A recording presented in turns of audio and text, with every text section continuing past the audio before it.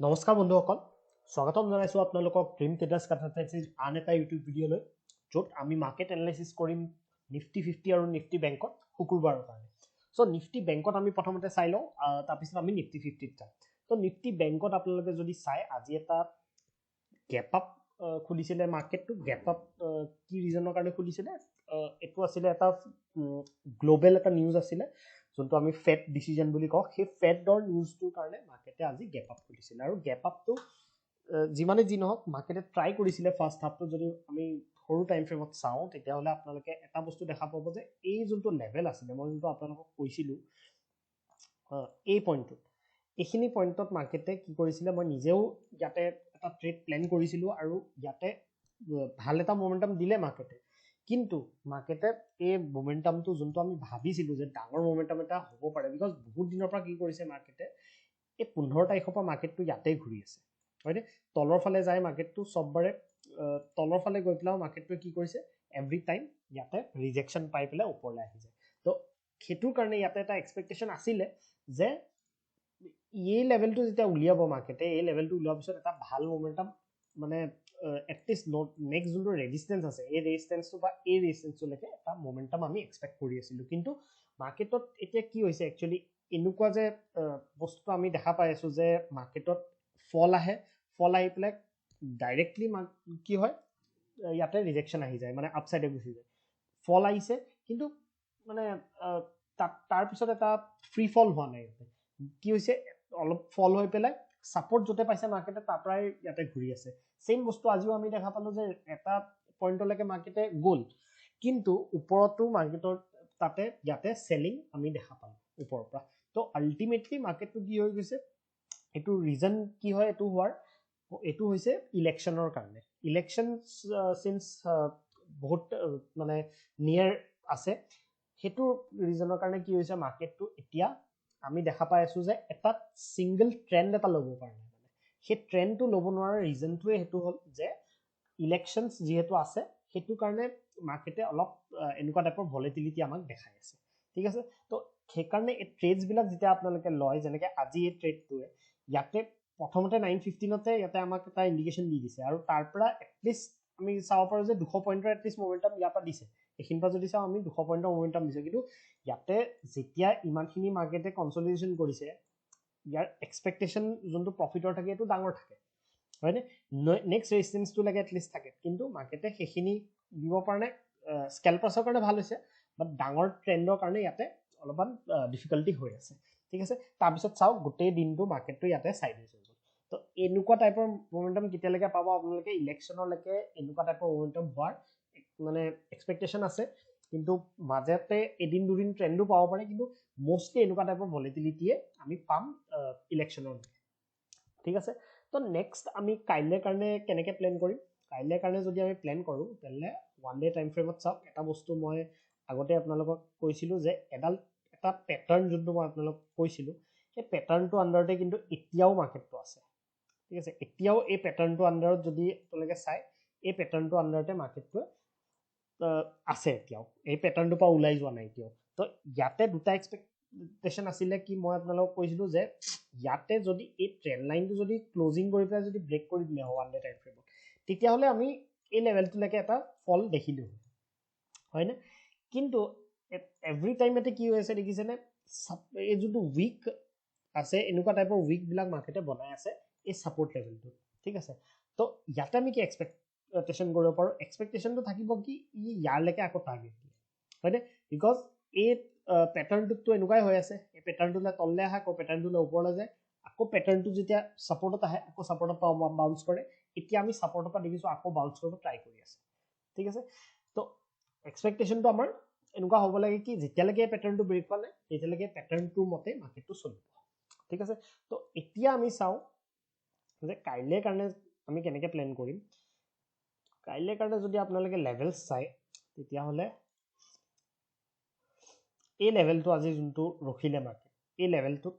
Important এটা focus আপোনালোকে কৰিব পাৰে। ইয়াতে মাৰ্কেটে যদি কাইলৈ এই ট্ৰেণ্ড লাইন এডাল বনি আছিলে, কিন্তু এই ট্ৰেণ্ড লাইনডাল আজিও ইণ্ট্ৰাডেত ইয়াতে ব্ৰেক কৰিব ট্ৰাই কৰিলে, কিন্তু মোমেণ্টাম আমি নাপালোঁ, দেখিছেনে? এই ট্ৰেণ্ড লাইনটো অলৰেডি ব্ৰেকডাউন হৈ গৈছে, ঠিক আছে আমি যদি ট্ৰেণ্ড লাইনডাল এটা ভালকে 5 মিনিটছত ড্ৰ কৰো তেতিয়াহ'লে এই ট্ৰেণ্ড লাইনডাল অলৰেডি ব্ৰেকডাউন হৈ গৈছে কিন্তু ইয়াৰ ফলটো ভালকে আজি নাহিলে সাইডৱেজ হৈ গ'ল মাৰ্কেটটো বিকজ বহুত দেৰিকে আহিছে এটা অলমোষ্ট 2টা বজাৰ পিছত ইয়াতে ব্ৰেকডাউন কৰিছে সো ডাঙৰ মোমেন্টাম আমি নাপালো তো কাইলে হ'ব পাৰে কি ইয়াৰ যোনটো ফল এই যোনডাল ট্ৰেণ্ড লাইন ব্ৰেকডাউনৰ আমি কাইলে পাব পাৰো কিন্তু কেতিয়া পাম যেতিয়া এই লেভেলটো এই যোনটো লেভেল মই আঁকি থৈ দিছো যোনটো হল আজিৰ যোনটো ডে লো এই ডে লোটো যদি কাইলে ফ্লেট খুলি পেলাই ব্ৰেক কৰে তেনেহলে আমি ইয়াতে ডাঙৰ মোমেন্টাম পাব পাৰো যদি মৰ্নিং সিধা খুলিও যদি ব্ৰেক কৰে তেতিয়াও আপোনালোকে ট্ৰেডটো ল'ব পাৰে বিকজ মই যোনটো কথাটো কওঁ যে কনসলিডেশন অলৰেডি আজি হৈ গৈছে এই কনসলিডেশন সাপোৰ্টৰ শৰ্ট হৈ গৈছে কাইলে খুলিলে 5 মিনিটস টাইম ফ্ৰেমত ইয়াতে ক্লোজিং দিলে আপোনালোকে ইয়াতে এটা ট্ৰেড ইয়াতে প্ল্যান কৰিব পাৰে এন্ড ফাৰ্স্ট টাৰ্গেটটো হ'ব সিম্পল এই গ্যাপ ফিলিংটো ইয়াতে গ্যাপটো ফিল কৰিব প্ৰথমতে আৰু সেকেন্ড টাৰ্গেটটো সিধা আপোনালোকৰ ইয়ালৈকে আছে তো ডাঙৰ টাৰ্গেট এটা তলৰ ফালে আছে সৰু ৰিস্ক লৈ ডাঙৰ টাৰ্গেট ইয়াতে প্ল্যান কৰিব পাৰে কাইলে কাৰণে ওপৰ সাইডে যদি আমি চাও ওপৰ সাইডে এতিয়াৰ কাৰণে অলপ আপোনালোকে ট্ৰেন্ড লাইনটো চাব লাগিব ইয়াতে কিছুমান ট্ৰেন্ড লাইন বনি আছে এই ট্ৰেন্ড লাইনটো বনি আছে এই ট্ৰেন্ড লাইন ডালক ফলো কৰিয়ে আপোনালোকে কাইলে এটা ট্ৰেড প্ল্যান কৰিব পাৰিব মানে যিমান ইয়াতে কনসলিডেশন হয় বলে আৰু আকৌ গ্যাপ খুলি গলি দিবা ঠিক আছে আকৌ যদি মাৰ্কেট ইয়াতে গ্যাপ আপ খোলে আৰু কনসলিডেট কৰি থাকে এটলিষ্ট হাফ এন আৱাৰ বা এঘণ্টা তাৰ পিছত যদি ব্ৰেকআউট কৰে আৰু লগত কি আছে এটো ওপৰত চাই লওক 47000 ৰাউন্ড লেভেল লগত এই ৰেজিস্ট্যান্স ডাল আছে তো এই ৰেজিস্ট্যান্স ডালটো ড্ৰ কৰি থব এই ৰেজিস্ট্যান্স ডাল হৈ গল আৰু এই ট্ৰেন্ড লাইন ডাল হৈ গল লগত 47000 ৰ ৰাউন্ড লেভেলটো আছে তেতিয়া আমি এক্সপেক্ট কৰিব পাৰো যে এই লেভেলটোলে কাইলে এটলিষ্ট এটা মোমেন্টাম আমি ইয়াতে পাম ঠিক আছে আৰু সেকেন্ড টাৰ্গেটটো ক'ত হ'ব সেকেন্ড টাৰ্গেটটো সিধা ইয়ালে ঠিক আছে সো ডাঙৰ টাৰ্গেট আমাৰ ওপৰটো আছে ডাঙৰ টাৰ্গেট তললেও আছে কিন্তু কথাটো হল কি ইয়াতে মাৰ্কেটে কি কৰি আছে এতিয়া ইলেকশনৰ কাৰণে একচুয়ালি মোমেন্টাম বিলাক যদি যোনটো প্ৰাইস একচন ইয়াতে আমাক দেখাই আছে সেই প্ৰাইস একচনটো মানে ডাঙৰ মোমেন্টাম আমি এচিভ কৰিব পৰা নাই মানে ওয়ান সাইড কমপ্লিট যোনটো আমি কওঁ যে গুটে দিনটো এটা সাইডে মাৰ্কেট মোমেন্টাম কৰিছে সেই বস্তুটো বহুত দিনৰ পৰা আমি পোৱা নাই ঠিক আছে সো এতিয়া আমি নিফটি 50 যাও নিফটি ব্যাংকটো আমি ডিসকাস কৰিলো এতিয়া আমি নিফটি 50 যাও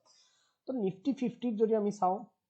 নিফটি টিও সেম কৰিছে নিফটিয়ে এতিয়া এই যোনডাল ট্ৰেন্ড লাইন ডাল ব্ৰেক কৰিছিলে বহুত ইম্পৰ্টেন্ট ট্ৰেন্ড লাইন আছিল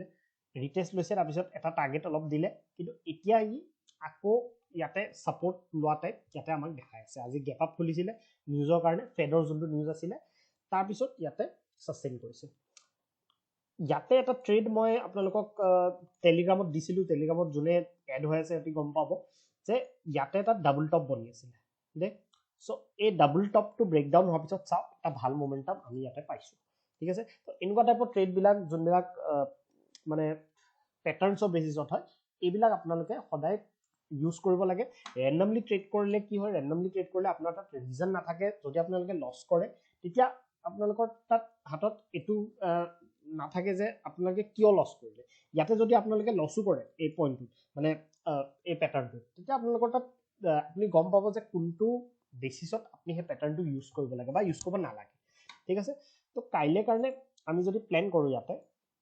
নিফটি এতিয়া এটা ৰেজিস্ট্যান্স আছে যোনটো ৰেজিস্ট্যান্সৰ ওপৰত যদি যায় ভাল মোমেন্টাম ইয়াতে আমি পাব পাৰো ঠিক আছে এটো হল এই ৰেজিস্ট্যান্স সো 22124 তো কাইলে যদি আপোনালোকে ভাবক কি গ্যাপ আপ খুলি গল মাৰ্কেট অলপ যদি গ্যাপ আপ খুলি যদি সাস্টেইন কৰে তাৰ পিছত এই লেভেলটো যদি ব্ৰেকআউট কৰি দিয়ে তেতিয়া হলে আমি ইয়াতে ভাল মোমেন্টাম এক্সপেক্টেশন ৰাখিব পাৰো নিফটিৰ পৰা ঠিক আছে যদি এই ৰেজিস্ট্যান্সটো ব্ৰেক কৰে তেতিয়া আপোনালোকে 1:2 এটলিষ্ট ইয়ালৈকে টাৰ্গেট লব পাৰিব প্ৰথম টাৰ্গেট 22200 আৰু নেক্সট টাৰ্গেটটো বহুত দূৰত আছে এটো মই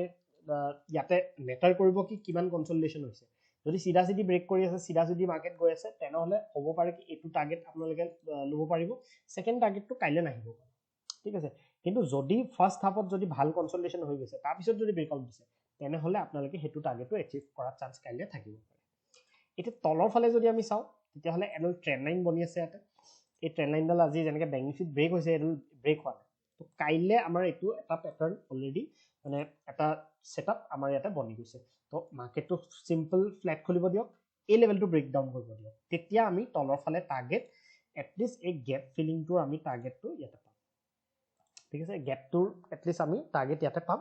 সেকেন্ড টাৰ্গেটটো ডে যোনটো লো আছিল প্ৰিভিয়াস ডে লো যোনটো আছিল সেই ডে লোটো লৈকে আমি এটা টাৰ্গেট পাব পাৰো তো সিম্পল এটো সেটআপে মাৰ্কেটত বনি আছে এইকেইটা লেভেলছতে ফ'কাছ কৰিব, ইয়াৰ মাজত ট্ৰেড কৰিব নুখুজিব। মাজত ট্ৰেড কৰিব খুজিলে চাওক মাৰ্কেটটো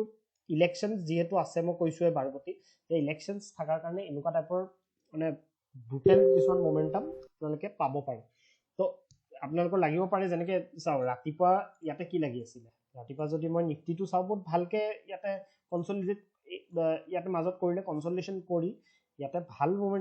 মমেণ্টাম প্ৰথমতে দিলে, ঠিক আছে। এইটো এটা পেটাৰ্ণ বনিছিলে, ভাল মমেণ্টাম দিছে, কিন্তু তাৰপিছত সেইটো কণ্টিনিউ কৰিব নোৱাৰিলে। মানে যিমানখিনি কনচলিডেশ্যন মাৰ্কেটে কৰিছে এইখিনি জেগাত বেংক নিফটি নিচিনাকৈ ইও ডাঙৰ মমেণ্টাম দিব পৰা নাই, ঠিক আছে। তো এইটো কিয় হৈ আছে, এইটো সেই নিউজ ফ্ল'টোৰ কাৰণে হৈ আছে। আৰু ভিক্স যোনটো আছে, ইণ্ডিয়া ভিক্স বুলি যোনটো কওঁ, সেইটো বহুত ল'